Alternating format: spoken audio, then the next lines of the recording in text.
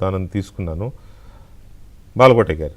వెంకటేష్ గారు సార్ 3 మాటలండి. ఒకటి, ప్రజా రాజధాని అమరావతిలో జరిగిన రక్కస పరిపాలన, 1631 రోజుల ఉద్యమ పదఘట్టాలు, ఇంకొన్ని సాక్షిభూతంగా పుస్తకంగా రాసుకొని తెలుగు పాఠకులు నిర్మించాం. ప్రతి ఒక్క నిజం, మీ వాక్యం నిజం, మా ఆవేదన నిజం. ఇవన్నీ ఒక పదఘట్టంలో అరాచకాలు, రంపపు కోతలు, మహిళల వేదనలు. రెండో మాట ఏంటంటే, అంతమంది రైతులు ఉన్న తర్వాత వాళ్ళందరూ తిరగబడవచ్చు కదా అని అంటున్నారు. మీకు ఒక లెక్క చెప్తాను సార్. నేను కూడా అమరావతి ఉద్యమంలో చాలాసార్లు మాట్లాడే శిబిరాల్లో. మొత్తం భూములు ఇచ్చిన రైతులు 34,348 ఎకరాలు, కుటుంబానికి 3 వేసుకున్నా కూడా 1,02,000 మంది అండి. అంటే రాజధానికి భూములు ఇచ్చిన కుటుంబాల సభ్యులు 1,02,000 మంది. అయినా సరే గాంధీ గారిని తలపించేలా శాంతియుత ఉద్యమం చేశారే తప్ప జగన్మోహన్ రెడ్డి గారి ఫ్లెక్సీకి కూడా అన్యాయం చేయలేదండి. ఈ రోజు వాళ్ళు ఆవేశపడ్డారంటే దానికి ఒక అర్థం ఉందండి.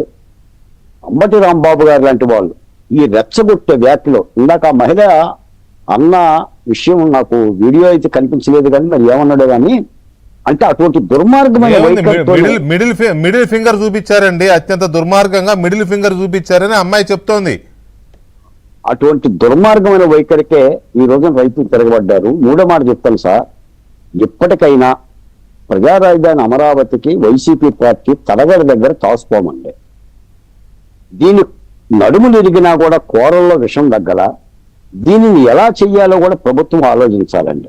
ఎందుకంటే ఈ రోజు కాకపోయినా రేపైనా వీళ్ళు అమరావతిలో బుల్డోజర్ సర్కార్ రావాలి, ఇంకేముంది, ఏదో ఒకటి రంగంలోకి అంతే. ఇంకా అందుకని వీళ్ళు చేసి కుతంత్రాలకి ఒక్క మాటేనండి.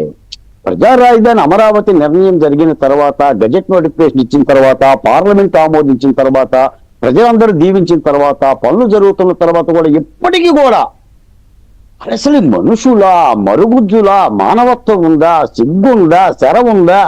రాజధానిని అన్ని అరణ్యపాలు చేసి, ఆవేదన చేసి, మహిళల చీరలలాగి వాళ్ళు మీరు పరామర్శించడం ఏంటి? ఏ రైతు పిలిచాడు నిన్ను?